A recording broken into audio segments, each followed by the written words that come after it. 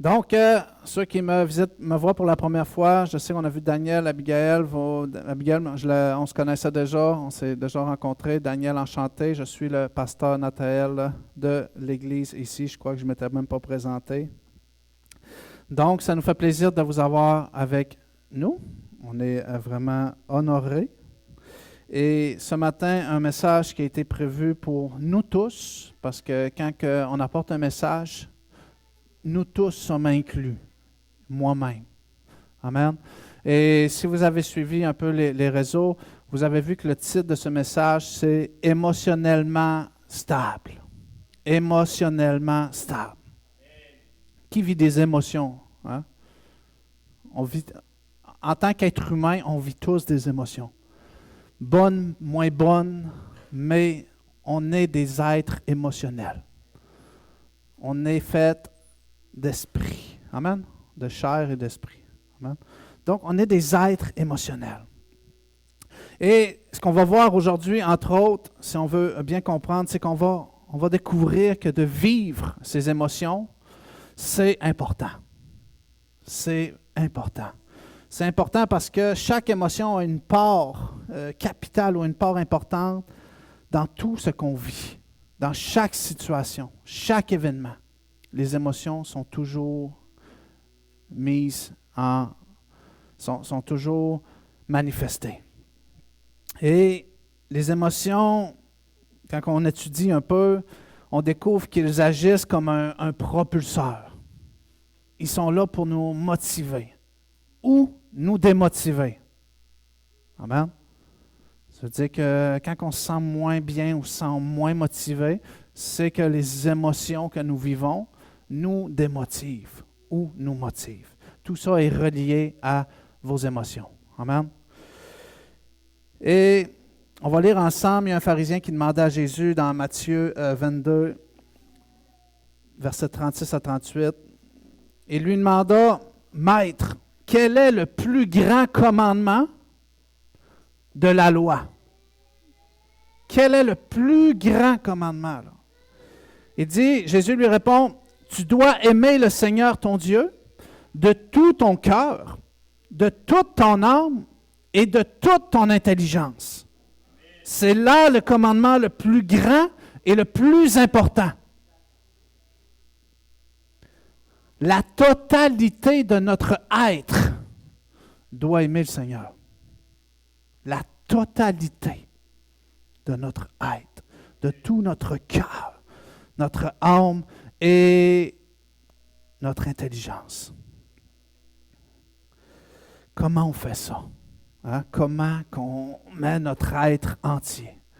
Parce qu'il y a toutes sortes de défis, il y a toutes sortes de combats. On ne peut pas dire, ou peut-être que oui, mais sûrement beaucoup peuvent se dire, ouais, mais oui, tu aimes Dieu, peut-être de tout ton être, mais il y a quand même des défis, des choses qui font que tu n'es pas totalement dans cette reconnaissance. Et comment on ne rentrera pas là-dedans au complet, mais comment qu'on fait ça pour être disposé en totalité, on le découvre à travers la louange. La louange permet, c'est pour ça qu'on fait la louange avant les cultes. Parce que la louange nous met dans cette disposition d'être en totalité présent. Je vous garantis qu'au moment où vous mettez un pied sur le trottoir, vous n'êtes plus en totalité. Parce que les préoccupations de la vie, les choses, les défis, toutes sortes de combats viennent reprendre place dans votre vie. Mais considérant que le Seigneur nous veut en totalité, à travers la louange, nous nous disposons, malgré ces défis. Parce que nous sommes en train de reconnaître l'importance, son importance dans notre vie pour tous les défis. Amen. Donc, la louange est de développer une attitude de louange. Moi, j'ai entendu des gens qui disent « Ah, c'est long, hein, votre louange. Hein? » Je dis « Moi, je vais venir après la louange. » OK, tu peux venir après la louange. Mais la louange, elle a une importance dans ce que tu vas vivre. Elle a une importance dans ce que Dieu veut t'amener à vivre. Si tu n'y participes pas, OK, ça va juste être plus difficile. Parce que tu ne seras pas émotionnellement stable. Ta stabilité émotionnelle, peut-être tu vas arriver ici découragé, attristé, frustré, fâché. On va en voir des émotions, il y en a des milliers. Mais la louange nous permet de disposer notre être, tout notre être au complet pour ce qu'il veut faire. Le psaume 100 nous dit, psaume 100, versets 2 à 5, commence ainsi: « Servez l'Éternel avec joie. Entrez en sa présence avec des chants joyeux. Sachez que c'est l'Éternel qui est Dieu. C'est lui qui nous a fait. Nous lui appartenons. Et nous sommes son peuple, le troupeau qu'il fait paître. Avancez par ses portes avec reconnaissance. Entrez dans ses parvis en chantant ses louanges. Rendez-lui hommage, bénissez-le. Car l'Éternel est bon, car son amour durera toujours, et sa fidélité s'étendra d'âge en âge. Amen. C'est pour ça que je dis, il ne suffit pas de juste dire, oui, mais moi j'ai accepté Jésus, c'est réglé. Non, il y a tout un devoir qui se manifeste dans la disposition de notre totalité. Ce que nous sommes, nous le devons à Dieu. Et c'est la première état de reconnaissance qu'on fait au moment où on le laisse rentrer dans notre vie. Nous ne nous appartenons plus nous-mêmes. Amen. Ça fait beaucoup de nous dans la même phrase. Hein? La Bible dit également, 1 Thessaloniciens 5, 16, 18, « Soyez toujours joyeux. » Toujours. Toujours. Pas à 99,9% du temps. Toujours joyeux. Priez sans cesse. Remerciez Dieu en toutes circonstances. Voilà ce que Dieu demande de vous dans votre vie avec Jésus-Christ. Ce n'est pas toujours évident, mais c'est ce que Dieu s'attend. C'est ce que Dieu attend de nous. Amen. Et je crois que l'endroit le plus facile pour faire avoir cet état de reconnaissance complète, assurément, c'est l'Église locale. C'est beaucoup plus facile d'être dans cet état de reconnaissance en communauté. Moi, je m'implique beaucoup à l'extérieur. Moi, j'écoute, là, puis il y a tout pour être démotivé. Il y a tout pour être démotivé. Il y a plein de bonnes raisons pour être démotivé. Mais quand on est ici, il y a plein de bonnes raisons pour être motivé. Amen? Est-ce que vous vous sentez motivé quand vous repartez d'ici? J'espère. Sinon, on va prier. La communauté, l'Église locale est un endroit qui permet vraiment cette facilité à travers tout ce qui a été préparé.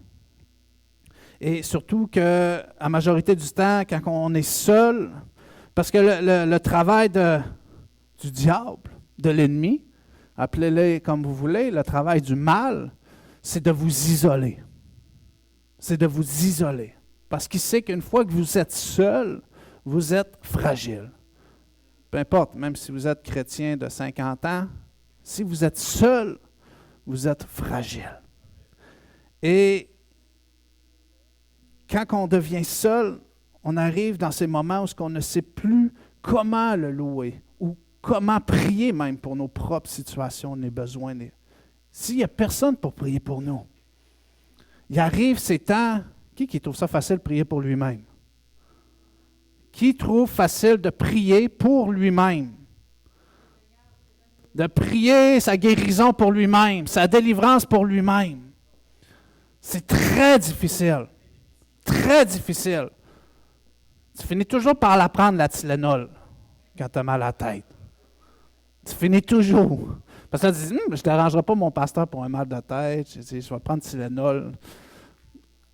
Prier pour nous est toujours plus difficile. Donc, la solitude. C'est juste pour dire que la communauté, l'Église locale, être ensemble est plus facile de vivre ces choses. Puis je suis sûr qu'on pourrait en parler en masse. Parce que le plus grand défi, c'est quand tu te ramasses sur le trottoir tantôt. Tu dis, je ne comprends pas, pasteur. J'étais à l'église, je suis en feu, ça va, mais lundi commence, le feu descend, mardi arrive, on ne sait pas si je suis encore allumé, mercredi. Mais là, quand la fin de la semaine rapproche, tu sais, on se dit, dimanche s'en vient bientôt. Fait que là, il y a une motivation qui arrive un peu. C'est la réalité. C'est la réalité. Hein? On dit, nous, c'est le jour de paye. Hein? Quand que le jeudi arrive, jour de paye, on est motivé. Hein? On est motivé. Le dimanche, c'est le jour de paye. Amen. Mais il peut vous rester de l'argent toute la semaine. Hein? C'est possible. Amen. Donc, quand on vient ici, malgré nos défis, malgré notre instabilité émotionnelle, malgré notre incapacité à comprendre ce que Dieu veut faire dans notre vie, de comment il veut le faire, même si on ne sait même pas si on est sauvé parce qu'on se pose des questions qu'on n'a pas de réponse, le fait de venir ici démontre votre cœur. Dieu voit notre cœur. Dieu voit d'abord notre cœur. Ça veut dire qu'il sait que le diable, le mal n'a pas réussi à vous isoler.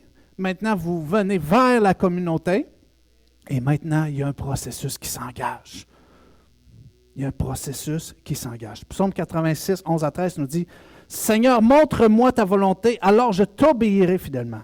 Que mon cœur cherche seulement à respecter ton nom. Seigneur mon Dieu, je veux te remercier de tout mon cœur. Je rendrai gloire à ton nom pour toujours. Oui, ton amour pour moi est grand, et tu m'as arraché au monde des morts. » Tu m'as arraché au monde des morts. Fait que malgré l'état qu'on est, parce qu'on sait que c'est lui qui nous a déjà arrachés au monde des morts, qui nous a déjà sauvés, on sait qu'il souhaite le faire et le refaire et le refaire continuellement. Donc, une fois que notre cœur se dispose, on devient assurément, je crois, émotionnellement stable, on va dire pour un moment, parce qu'on doit être dans cet état de louange continuel. Et quand cette stabilité émotionnelle arrive, il y a un processus de transformation qui s'entame, qui s'engage. Parce qu'avec Dieu, on parle de transformation. On parle de changement radical. On parle de avant et de après. On parle de nouvelle naissance. On parle de choses nouvelles. Donc, il y a le avant et il y a le après. Donc, entre les deux, il y a une transformation. Il y a de quoi à découvrir. Et ça ne se fera pas dans un dimanche. Ça ne se fera pas dans un dimanche. Ça va se faire sur un processus que vous définissez.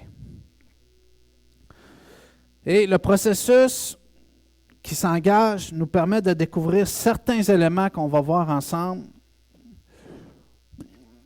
Je pense que j'ai mis 4 éléments. Le premier, c'est que le processus nous permet de découvrir,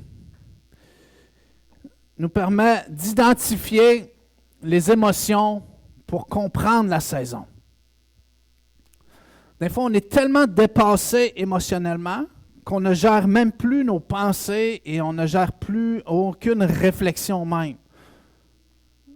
Voilà pourquoi il existe la dépression. Parce que tu n'es plus en mesure de gérer un détail qui serait normalement... juste même venir à l'église peut être tellement méga pression que normalement, c'est juste tu te lèves, tu t'habilles, tu sais, mais l'état de tes émotions est tellement instable que tu n'es plus en mesure de comprendre ta saison. Donc, quand le processus de transformation s'engage dans la communauté, dans après cet état de louange dans laquelle Dieu nous rend stables sur le moment parce qu'il souhaite que nous recevions ce qu'il veut pour nous, ça nous permet d'identifier ce que nous vivons, comment nous vivons et dans quelle saison nous sommes. Parce que l'important, c'est que Dieu a prévu de quoi aujourd'hui pour vous, pour que vous preniez ça et que vous alliez dans votre quotidien pour mettre en pratique, pour travailler ce qui a été manifesté. Et pourquoi je dis ça? Parce que, dans le fond, de bien pouvoir identifier ces émotions et de ne pas les ignorer ou les refouler. Hein? Le mot refouler, on connaît? Refouler. Moi, c'est ça que... La maîtrise des émotions par le refoulement. Tu sais, je suis grand, fait que je peux prendre beaucoup d'émotions. Je les refoule, ça commence à la base, mais maintenant, il y a un débordement émotionnel. Mais on doit les identifier et ne pas les ignorer parce qu'ils sont importants dans toutes les situations de votre vie. Ils sont importants. C'est important de savoir comment vous allez. Je ne veux pas que vous me répondiez tout que ça va bien. Je sais, par la réponse normale, c'est « ça va bien ». Mais est-ce que ça va vraiment bien? Parce que ça va bien, c'est juste une surface. Si on enlève les couches du « ça va bien », peut-être qu'on va finir que la personne est découragée, est triste, est inquiète, est anxieuse. C'est ça qui est important à savoir. Parce qu'on ne travaille pas avec le « ça va bien ». Parce que si ça va bien, ben bonne journée. Si ça va mal, ben on dit « ah ben viens un peu, on va s'asseoir, on va creuser ». Donc, identifier ce qu'on vit est important. Et c'est ce qu'on est amené à découvrir à chaque fois qu'on se présente ici. Pour comprendre nos saisons. Parce que quoi? Psaume 39, 19 nous dit « L'Éternel est prêt, est proche, de ceux qui ont le cœur brisé. Et il sauve ceux qui ont l'esprit dans l'abattement. Le malheur atteint souvent le juste, mais l'Éternel l'en délivre toujours. » Qui est assez connecté émotionnellement pour reconnaître que son cœur est brisé?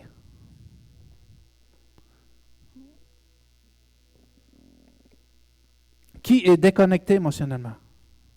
Qui ne pourrait même pas dire c'est quoi une émotion? Parce que ça fait tellement longtemps qu'il n'a pas vécu qu'il ne pourrait pas le définir.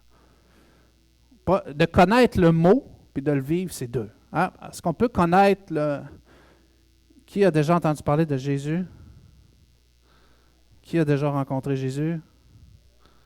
Amen, amen. Hein?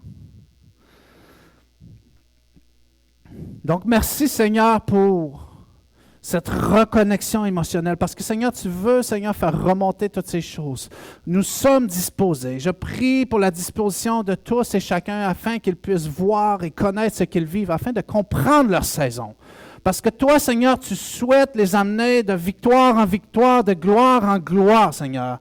Mais nous sommes amenés à vivre ce que nous avons à vivre maintenant, dans le but d'en être délivrés et dans le but de pouvoir continuer notre transformation intérieure. Dieu vient nous transformer de l'intérieur vers l'extérieur. Amen. Dieu vient nous transformer de l'intérieur vers l'extérieur. Amen, Seigneur. Et trop souvent, je crois qu'on ne comprend juste pas ce qu'on vit, puis pourquoi qu'on le vit, puis dans quelle saison qu'on est. Puis ça, c'est compliqué. Parce que pas tout est tu sais, on sait qu'il y a 4 saisons au Québec, au Canada. Okay? Il y a je ne sais pas laquelle est la première. Laquelle est la première des 4 même? Il y a 4 saisons, mais on ne sait pas c'est laquelle. Bon, OK. L'année commence en janvier. Mais l'hiver est commencé avant l'année. Bon, on va choisir l'hiver. Il y a l'hiver, il y a le printemps, il y a l'été, l'automne. C'est facile. C'est très facile. Parce qu'on le voit. C'est physique. Mais quand ça vient de l'intérieur, c'est difficile. Parce qu'on n'a pas nécessairement appris à le vivre.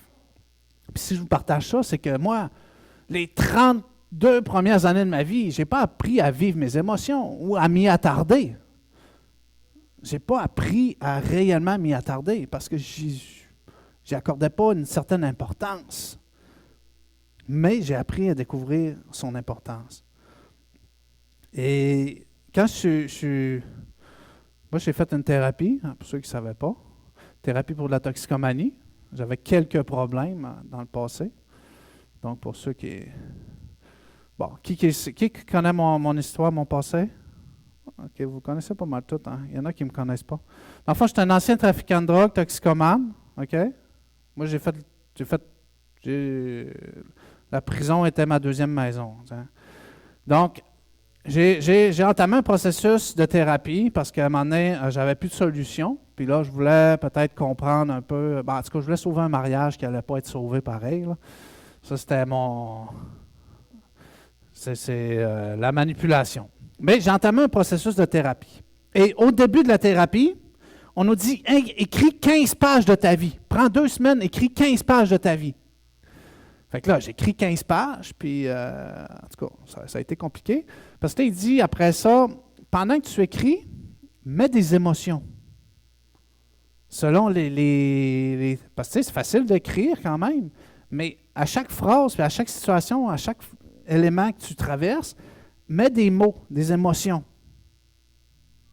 Tu sais, de la colère, de la tristesse, essayer de me rappeler comment je me sentais dans ces situations-là, dans ces temps-là. Parce que bien souvent, tu témoignes, mais tu ne dis pas « Ah, je me sens triste, je me sentais en colère, je me sentais... » Bon, tristesse, colère, on va diviser 2 émotions pour 200, mais vivais de l'anxiété, j'étais dans le doute, j'étais dans toutes sortes de... Fait que la thérapie a permis d'intégrer des mots qui ne faisaient pas partie de mon dictionnaire dans mon vécu. Et ensuite, il fallait, je les ai encore, hein, je peux les faire lire si vous voulez, il fallait comme écrire un journal intime tout le long de la thérapie. À chaque semaine, il fallait faire, je pense, 2 pages. 2 pages d'un cahier. Il fallait écrire. Chaque semaine. Tu es en thérapie. Mais l'important n'est pas tant ce que tu écris. L'important était d'écrire comment tu le vis. Définis les émotions. Apprends à te reconnecter à tes émotions. C'est ce que la thérapie avait pour but. De se reconnecter. La toxicomanie m'a permis de me déconnecter. Maintenant, il fallait que je me reconnecte à mes émotions. Parce que c'est important. C'est important. Si je n'apprends pas à reconnaître comment mon corps et mon être fonctionnent, mon système émotionnel, je ne comprendrai jamais comment je vais pouvoir évoluer et avancer. Donc, quand on est dans la présence de Dieu, dans la louange, il y a des choses qui s'éclairent. Notre tristesse, tout d'un coup, à part, est transférée par de la paix, de la joie. Est-ce que ta situation est réglée? Non, clairement pas. Hein. Ce n'est pas à cause que tu as passé un bon temps de louange que, paf, tu es prêt, tu vas gravir toutes les montagnes. Non, non. C'était juste un but de te rendre émotionnellement stable pour que tu puisses comprendre la saison dans laquelle tu es et faire le nécessaire pour plus que ça arrive. Amen? J'ai une liste des émotions ici. Quand je vous dis que c'est réparti en 2 catégories, là. Bon, il y a des émotions de joie, amoureux, enthousiaste, emballé, amusé, radieux, content, en va go, aux anges. Hein? On peut te ramasser aux anges. Il y a agacé, fâché, irrité, mécontent, attristé, chagriné, accablé, à pleurer, paniqué. Écoute, je pourrais dire, j'aurais pu donner une feuille à chacun, j'aurais dit surligner toutes les émotions que vous vivez. Comment vous vous sentez? Bien, le but de la présence de Dieu est de rendre tout ce qui est instable, stable, afin d'être disposé au processus de transformation pour votre vie. Et vous voyez ça, là où on va aller un peu plus loin, c'est que une émotion peut être camouflée par une autre. Et où est-ce que je vais en venir? Parce que ça m'est arrivé régulièrement. Puis je n'ai fait beaucoup en thérapie aussi, puis on a beaucoup parlé au niveau de la gestion de conflits. Qui a déjà vécu de la colère ici? Qui est en colère? Qui se sent en colère? Présentement, ou en tout cas, peu importe. OK, on sait c'est quoi colère? Vous saviez qu'en majorité du temps, la colère, choqué, peu importe, ça cache toujours de la tristesse. C'est au plus profond à la racine, là, on découvrirait de la tristesse. Reliée à un échec, reliée à toutes sortes de choses. Déception. Plein de choses font que ton système de protection te met en colère. Fait que là, la personne, tu vas régler une situation de conflit. Je n'ai réglé plusieurs parce que je fais beaucoup de suivi d'accompagnement. Tu vas pas, il y a du monde qui sont en colère, sont fâchés et tout, puis ils sont craqués, là. Est-ce que tu penses qu'ils disent que jamais tu pourrais essayer de traiter ça à ce moment-là? Parce que la colère est juste un mécanisme de surface. Il faut que tu réussisses à rentrer dans la profondeur pour découvrir qu'au bout de la ligne, cette personne a été blessée.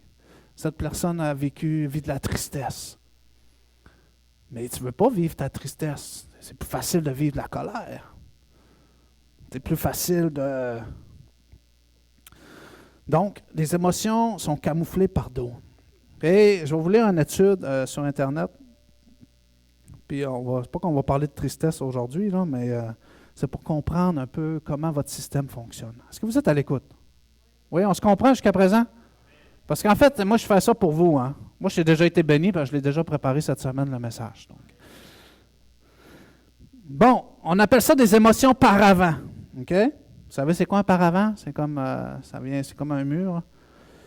Bon, des émotions intenses comme la colère, la peur ou l'anxiété peuvent parfois masquer une tristesse profonde, un désespoir ou une déception.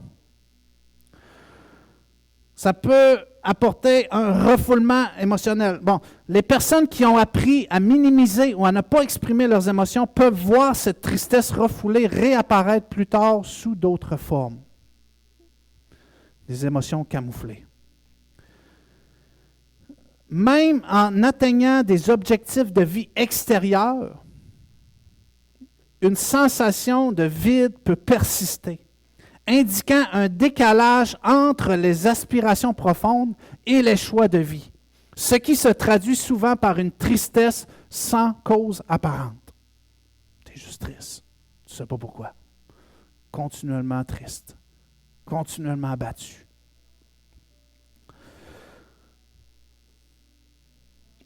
La tristesse peut aussi se manifester physiquement par un mot que je ne connais même pas, léthargie, une fatigue, des problèmes de concentration, une perte d'appétit, des symptômes qui peuvent être associés à d'autres états émotionnels ou physiques.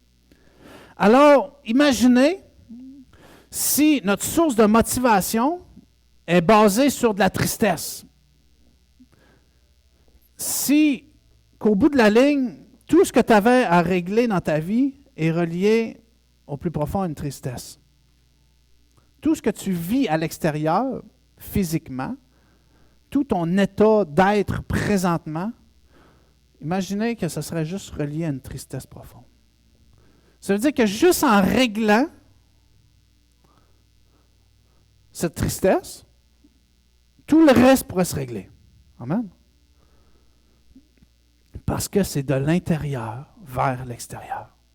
On pense bien souvent que c'est un problème de logement, c'est un problème de travail, c'est un problème financier, c'est un problème d'habillement, c'est un problème de nourriture, c'est un problème de ci, c'est un problème de ça.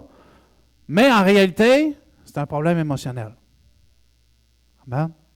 Les questions à la fin, Sylvain. Sylvain. C'est bien. Amen. Donc, comprenez. On a parlé tantôt d'un état de louange pour réaligner nos émotions. Ça veut dire qu'il ne faut pas juste attendre que c'est le dimanche qui nous réaligne nos émotions. Moi, le début de ma marche chrétienne, c'était que de la louange. On connaît Luc Dumont. Luc Dumont, que du Luc Dumont. Je pense que j'ai pleuré tout. J'étais tout seul, mais j'ai tellement pleuré, en tout cas. Puis là, on parle d'une racine, OK? On veut voir le processus de transformation qui s'arrête en ligne. Ça nous permet en fait de comprendre que de vivre ses émotions, ça libère également. Refouler ses émotions ne permet pas d'être libéré et de passer à autre chose. Le Seigneur souhaite que chaque émotion soit vécue. On doit la comprendre. On doit savoir que ce n'est pas de la colère qu'on vit, c'est de la tristesse. On doit être capable d'identifier ces choses. Et comme j'ai dit, je n'ai pas sorti d'études là-dessus, mais la toxicomanie a permis que je puisse refouler tellement d'affaires. En tout cas, ça m'a donné une très grande capacité. Je me trouvais même surhumain. Ça coûtait cher, mais en tout cas, moi, je me trouvais que ça allait bien dans ma vie. Ben, en fait, la toxicomanie, vous saviez, au bout de la ligne, c'est de l'automédicamentation. Si tu prends de la drogue, c'est pas... personne ne va me convaincre que c'est une source de plaisir. Tu viens camoufler. Ma mère n'a jamais consommé, ou presque. Là. Puis, pas une personne plate, là. Ça a toujours eu du fun. Bon. Fait que la consommation n'est pas reliée au plaisir, elle est reliée à un problème de gestion. Si tu as besoin de tout ça pour avoir du plaisir, c'est que dans le fond, tu as de la difficulté à le faire par toi-même. Donc, naturellement, ça ne se fait pas. Donc, la consommation m'a permis de m'automédicamenter pour vivre ce que j'avais à vivre. Être réveillé quand je suis réveillé, puis dormir quand il faut que je dorme. De pouvoir être Dieu, en fait. De pouvoir décider comment mon corps va fonctionner.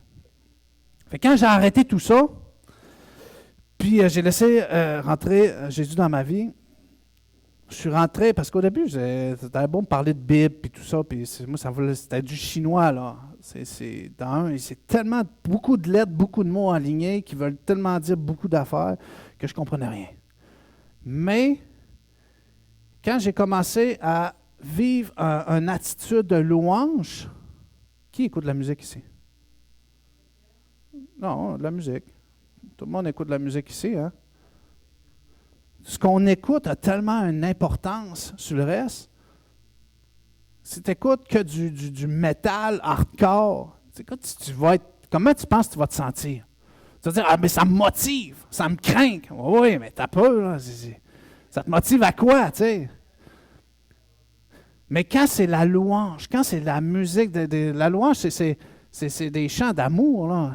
Et quand c'est l'amour qui te motive, tu fais, wow, tu sais, genre. Fait que je peux vous dire, j'en ai pleuré un coup. J'ai devenu avec une attitude de louange et je me suis mis à pleurer, puis même à un moment donné, je trouvais que j'avais un problème tellement je pleurais. Mais j'étais en train de vivre des libertés. Dieu est en train de me libérer, de me rendre stable émotionnellement. Il y avait de quoi? Parce que ce que la Bible avait prévu pour moi, je ne le comprenais pas. Parce que je n'étais pas stable. J'étais instable. Donc, il fallait que Dieu d'abord me réenligne, me permette de déjà être rempli de son amour pour ensuite comprendre ce qu'il veut me dire, ce qu'il voulait m'enseigner. Bon, je pleure encore aujourd'hui, ça m'arrive moins souvent, mais quand je pleure aujourd'hui, c'est plus des temps de reconnaissance. C'est parce que je me rappelle d'où ce qui vient, d'où ce qui est venu me chercher. Je me rappelle. Parce que des fois, ça fait tellement longtemps que ça va bien que tu finis par un peu oublier. Hein? Mais des fois, je ne sais pas. Pendant la louange, hein? C'est toujours pendant la louange que je pleure. Je ne sais pas pourquoi. Pendant que la louange, pourquoi? Parce que ça te reconnecte avec tes émotions. Et moi, j'ai déjà vu du monde partir pendant la louange. Hein? Je ne dis pas ici, hein? Mais j'ai déjà vu partir. Hein? Paf. Trop difficile, trop de pression, trop d'amour d'un coup. C'est normal. Moi-même, je ne pouvais jamais rester dans l'environnement chez ma mère. C'était ben trop calme. Parce que c'est très difficile pour le mal d'être, j'ai déjà dit ça, hein, c'est très difficile pour le mal d'être avec le bien. Il y a comme une opposition. Il y a une opposition. Ézéchiel 36, verset 26. nous dit, je vous donnerai un cœur nouveau. Je mettrai en vous un esprit nouveau. J'enlèverai votre cœur de pierre et vous donnerai un cœur de chair. Je mettrai en vous mon esprit et je vous rendrai capable d'obéir à mes lois, de respecter et de faire ce que je vous ai commandé. Ça veut dire qu'il prend notre cœur de pierre. Ça veut dire que c'est impossible de respecter ce que Dieu veut pour nous, sa volonté, si d'abord le cœur de pierre n'est pas remplacé par le cœur de chair. C'est impossible. Donc, il remplace un peu notre insensibilité, un mot à 2000 $, par de la sensibilité. Il nous rend humains. Vous saviez, vous étiez humain? Non? Si je vous pince, est-ce que ça vous fait mal? On peut faire des tests d'émotion. C'est important d'être connecté, d'être émotionnellement stable. C'est impossible de se mettre la pression pour accomplir la volonté de Dieu si tu le fais n'importe comment. C'est impossible. Puis je dis ça parce que j'essaie de rechercher, je pose des questions à Dieu. J'essaie de mettre des 1 plus 1 égale 2. J'essaie de voir, Seigneur, montre-moi. Aide-moi à comprendre. C'est ce que chacun de nous devrions faire continuellement. Seigneur, montre-moi. Aide-moi à comprendre. Qu'est-ce que je peux faire? De quelle manière je peux le faire? De ne pas chercher juste un résultat humain, un diagnostic ou une réponse humaine ou scientifique. Mais quelle est la réponse divine à ce que tu vis? Hein? On est ici pour ça. Sinon, si tu veux une solution humaine, il faut aller dehors. Hein? Moi, on ne peut pas te donner une solution humaine. Je n'ai pas le choix de te dire que Dieu veut tout ton être et que tu dois être dans cet état de reconnaissance envers lui, d'être continuellement joyeux, d'être continuellement en prière. Oui, tu le fais peut-être par curiosité ou parce que tu sais qu'il a déjà agi, mais Dieu t'a vu dans tout entier, dans un tout entier. Qui pleure? Qui a déjà pleuré ici? Qui a jamais pleuré? Bon, qui a jamais pleuré? Madame Beaulieu, hein, on le sait. Madame Beaulieu est tellement connectée à ses émotions qu'au moment, là, je te dis, là, au moment, puis ça, c'est wow, ça me touche. Parce qu'au moment où elle ouvre la bouche pour témoigner, paf, elle tombe tout de suite en pleurs. Parce qu'elle voit la gloire de Dieu se manifester. Elle reconnaît la gloire de Dieu. Mais des fois, on est tellement déconnecté qu'on fait juste voir ce qu'on voit. On fait juste voir ce qu'on voit. Le service commence à 10 heures, finit à midi, on va manger tantôt, ça va être bon, on donne des sandwichs. Mais c'est plus que ça. C'est plus que ça. Le Seigneur vient vous chercher pendant la louange et l'adoration. Il vient vous chercher. Et c'est profond, parce que ça dépend de chacun de vous. Vous savez, on m'a déjà dit, v'là un moment, hein, oh, ça c'est pas c'est Dieu qui appelle. Faut pas raccrocher, hein? Si c'est Dieu qui t'appelle, hein, faut pas raccrocher. Hein. On m'a déjà dit, ouais, mais pasteur, la louange à l'écran, non, ça marche pas. Pourquoi? Ça veut dire que toi, quand tu écoutes la louange dans ton auto, ça ne fait rien. Au moment où tu rentres, en fait, tu n'as même pas besoin de louange. Au moment où toi-même, tu élèves des mots de louange, un chant nouveau de ta bouche, tu es en train de manifester cette louange. Au moment où tu le fais, c'est tout un état de continuel à faire. Donc, ça ne définit pas par un écran, par un groupe musical, par quoi que ce soit ta nationalité, que ça soit c'est pas ça qui définit que tu vas être connecté ou pas. Amen? Ça définit de toi qui dispose ton cœur. même si c'est compliqué. Parce que Dieu veut juste voir ton cœur qui vient. Donc, le processus de transformation nous permet également, en troisièmement, de savoir que l'émotion initiale peut être la racine de ce que l'on vit, comme je vais commencer à partager tantôt. OK? Donc, on a parlé, oui, un peu de tristesse, mais mettons le stress. Qui connaît le stress? Qui sait c'est quoi être stressé dans la vie? Je suis tombé sur le stress dernièrement. Bon, je suis tombé sur... Je suis allé faire des recherches sur le stress. Par nature, je ne suis pas trop stressé. Hein, chérie, je ne suis pas trop stressé. Et j'ai découvert que le stress était la racine de beaucoup de mots. Pas M-O-T, hein, M-A-U-X. La racine de beaucoup de mots. Écoutez, le stress, surtout s'il devient chronique, on parle d'une émotion, hein, peut causer ou aggraver de nombreuses maladies, tant physiques que mentales. Qui vient voir le Seigneur pour recevoir sa guérison? Qui vient ici pour ça? Qui vient ici pour vraiment avoir une solution à son problème? Qui vient pour avoir une réponse à ce qu'il vit? Mais moi, si je vous dis que le Seigneur vous dit que c'est le stress votre problème, vous allez dire, ben, c'est bien trop simple, là. On ne peut pas. OK. Le stress, surtout s'il devient chronique, peut causer ou aggraver de nombreuses maladies, tant physiques que mentales. Les maladies cardiovasculaires, hypertension, infarctus, les troubles gastro-intestinaux, ulcères, syndrome de l'intestin, les troubles musculo-squelettiques, douleurs musculaires, maux de tête, l'affaiblissement du système immunitaire, des maladies mentales comme l'anxiété, la dépression et les troubles d'alimentation. Même des syndromes comme syndrome du cœur brisé, hein, je trouvais ça intéressant quand j'ai entendu le nom, syndrome du cœur brisé. Je dis, wow. Le Seigneur, il dit, hein, il est près de ceux qui ont le cœur brisé. Ah, wow. Merci, Seigneur.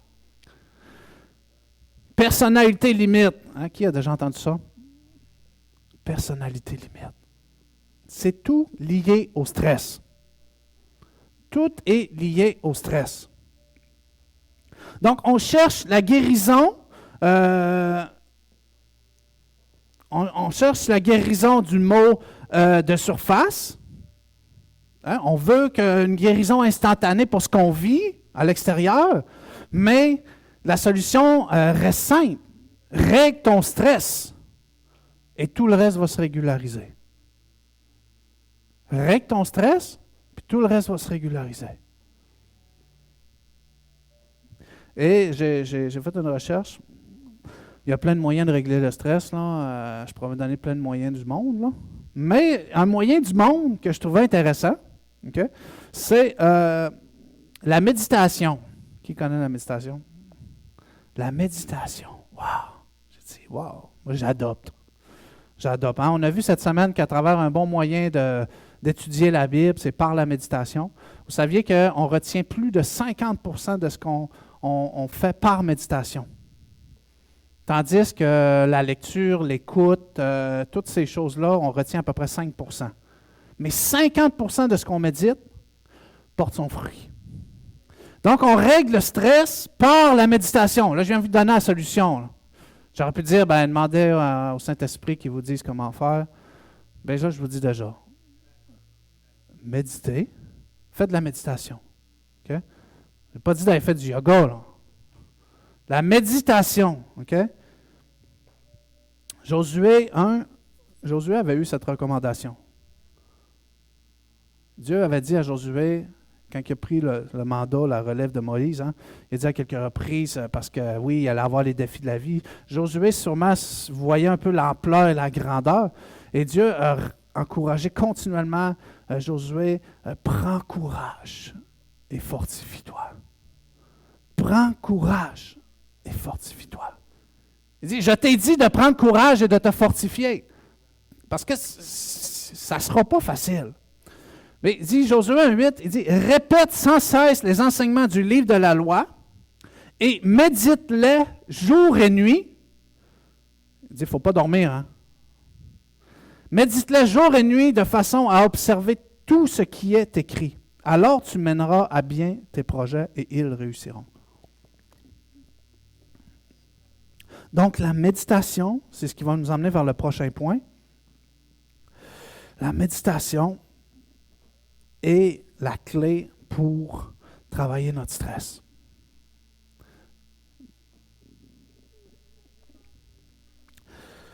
Le quatrième point, le processus de transformation qui est engagé à travers la louange, nous permet de savoir que les émotions ne donnent pas la direction à prendre dans notre vie. Oui, la louange et l'adoration permettent de nous motiver, de nous rendre vraiment, tu fais, wow. Tu sais, des fois, on se dit, juste un service de louange, là, ça serait genre, c'est le top. Tu sais, genre, t'es déjà bien crinqué, là. Ça serait suffisant. On n'aurait même pas besoin d'avoir la parole après. Mais la louange a pour but de nous motiver, de nous disposer, de nous rééquilibrer émotionnellement. Parce que si on ne contrôle plus nos émotions, comme j'ai dit, alors notre source de motivation est affectée. Amen? Donc, l'émotion a pour but, dans votre quotidien, la louange, de rééquilibrer vos émotions. Et c'est pour ça qu'il faut travailler dans le bon ordre si on veut vivre de bons résultats. Donc, nous, on doit comprendre, on doit, oui, les vivre, mais les comprendre. Les émotions ne doivent pas guider notre marche ou nos décisions. Seul Dieu est en mesure de faire, est en mesure de nous donner les directives pour notre marche. Et comment activer la direction? On l'a vu tantôt. Qui s'en souvient? Par la méditation. La méditation de sa parole. 2 Timothée 3, 16, 17 nous dit « Toute écriture est inspirée de Dieu. » Toute écriture de la Bible. Okay? Pas mon livre que j'ai écrit. Hein. Toute écriture dans la Bible est utile pour enseigner la vérité, réfuter l'erreur, corriger les fautes et former à une juste manière de vivre, afin que l'homme de Dieu soit parfaitement préparé et équipé pour faire toute action bonne. Jean 14, 25 nous dit « Je vous ai dit cela pendant que je suis encore avec vous. Celui qui doit venir en aide, le Saint-Esprit, que le Père enverra en mon nom, vous enseignera tout et vous rappellera tout ce que je vous ai dit. » Il va rappeler ce qui a été écrit. Donc, la seule manière de méditer, il faut déjà connaître une partie de la Bible. Il faut au moins connaître un verset. Il faut au moins prendre une page qui est reliée à ta méditation. Parce que la louange n'est pas ta source de la source de ta direction. Moi, je connais des gens qui aiment beaucoup. Moi, j'aime beaucoup la louange. Hein? Je connais beaucoup la louange. Oui, la méditation de la parole. C'est dans tous les livres. C'est dans tous les livres. Mais on comprend qu'il y a deux parties importantes. Il y a la louange et il y a la prédication. Donc, dans ta vie, il y a l'aspect de ton état de louange, mais il y a ton aspect d'état d'enseignement, de nourriture. Parce que la nourriture vient, la direction vient de la nourriture, mais la motivation vient de la louange. Donc, ça peut arriver que si, dans le fond, tu dis « Ouais, mais moi, je ne comprends pas ma Bible, je ne comprends pas ce qui est écrit, je ne comprends pas comment le mettre en pratique, ça ne marche pas. » Mais est-ce que tu es rentré dans une attitude de louange avant de rentrer? Bien, souvent, tu mets un instrumental. Tu mets un temps. Pourquoi? Pour activer, pour rétablir. Parce que si on se fie à nos émotions initiales, ça va être difficile. Proverbe, est-ce qu'on a bien compris ça? L'émotion va jouer sur ta motivation. Comment régulariser ça? Par la louange. Bon, quand tu n'es pas capable de le faire tout seul dans ton quotidien, ça prend la communauté et l'Église. Amen. Et la direction dans ta vie est engagée par la parole de Dieu, par la méditation de la parole de Dieu. C'est une solution du monde, hein, la méditation. Donc, la parole de Dieu en fait partie. Tu peux méditer, en tout cas, tu peux méditer plein d'affaires, tu peux les essayer. Hein. Mais moi, je te dis, on est ici, en fait, pas pour que je te dise de faire n'importe quoi. Il faut méditer la parole de Dieu, OK?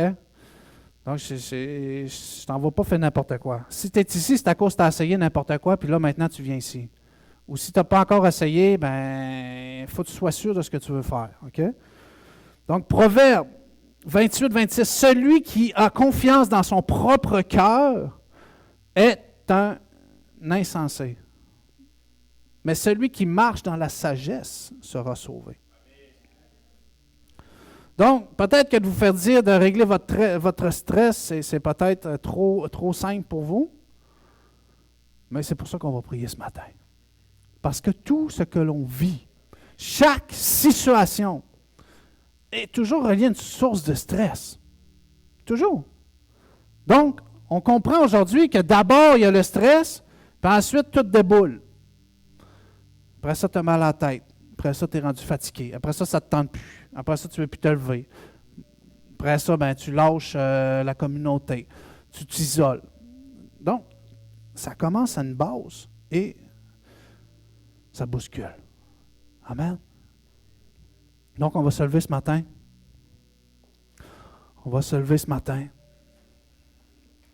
Et on a parlé de louange tantôt. Regarde, on va vous permettre encore de réaligner.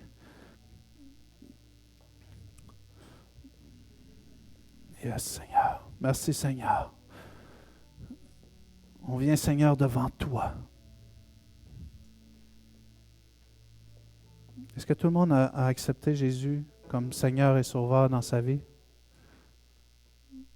Tout le monde a accepté Jésus? Est-ce qu'il y a des gens qui aimeraient accepter Jésus comme Seigneur et Sauveur? Merci, Seigneur. Nous venons tous devant toi ici ce soir, ce matin. On est devant toi, Seigneur, pour te demander pardon pour tout, Seigneur, ce qu'on aurait pu commettre. Afin, Seigneur, que tu puisses venir nous laver, Seigneur, de toute cette honte, Seigneur, toutes ces émotions, Seigneur, qui sont venues camoufler le besoin réel dans notre vie. On vient, Seigneur, afin que toi-même, tu nous rendes émotionnellement stables dans notre vie. Et que l'on puisse, Seigneur, mettre une lumière sur ce que l'on vit et qu'on puisse comprendre la saison dans laquelle on est, Seigneur, afin que l'on puisse continuer d'avancer, que l'on puisse être motivé, Seigneur, à te poursuivre, à te découvrir. Alors, merci parce que c'est ce qui a été fait ce matin. Merci, Seigneur, de venir dans la vie de mon frère et de ma sœur. Parce qu'on sait que tu es près de tous ceux qui ont le cœur brisé. OK, j'aimerais prier pour tous ceux qui ont le cœur brisé.